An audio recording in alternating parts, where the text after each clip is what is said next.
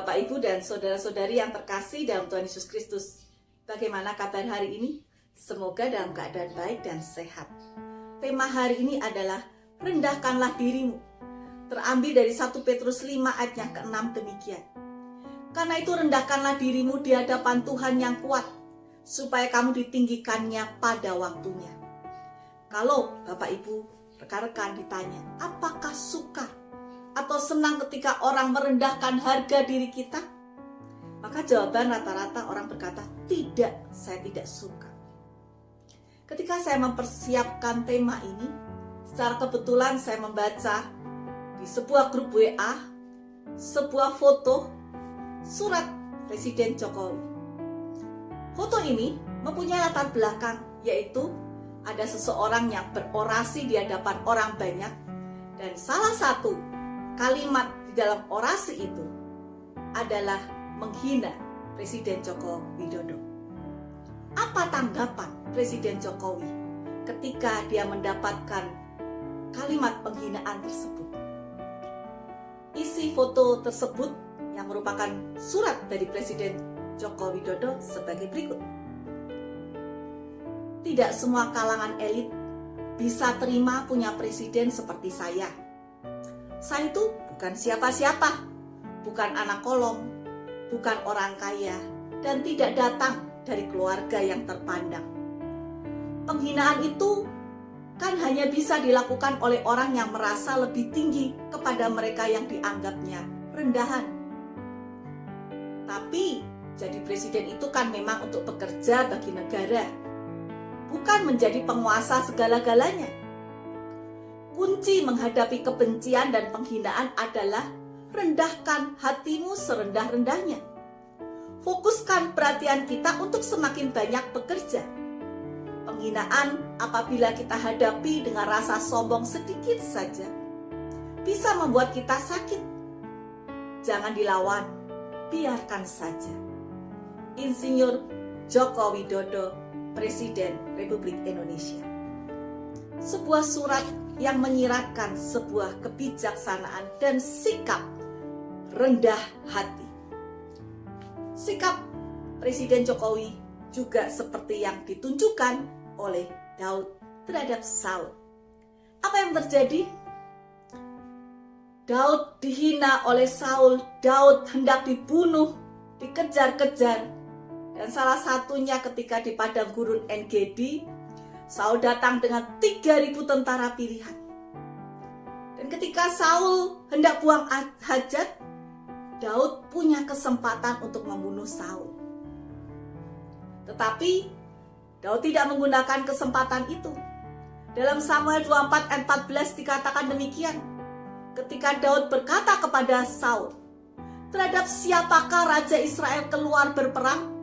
Siapakah yang kau kejar? Anjing mati? Seekor kutu saja.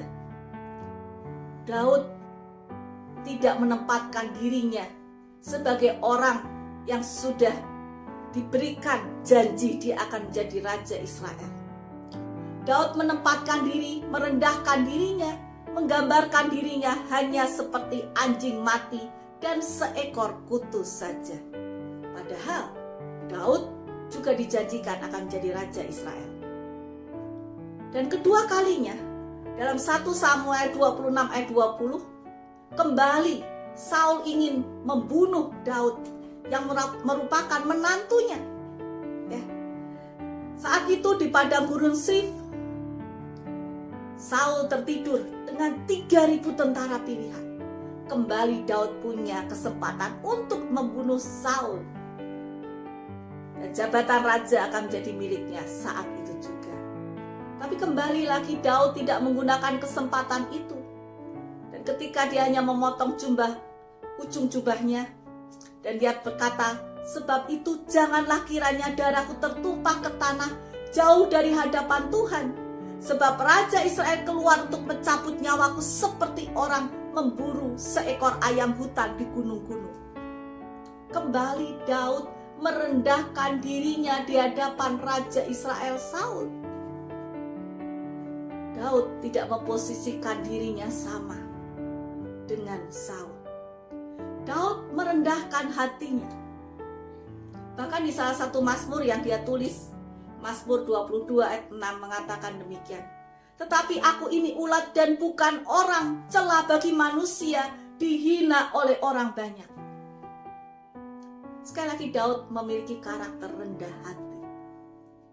Ketika dia dihina, dia tidak membalas dengan hinaan. Ketika orang ingin membunuh dia tidak membalas dengan membunuh orang tersebut. Dia tidak membunuh Saul.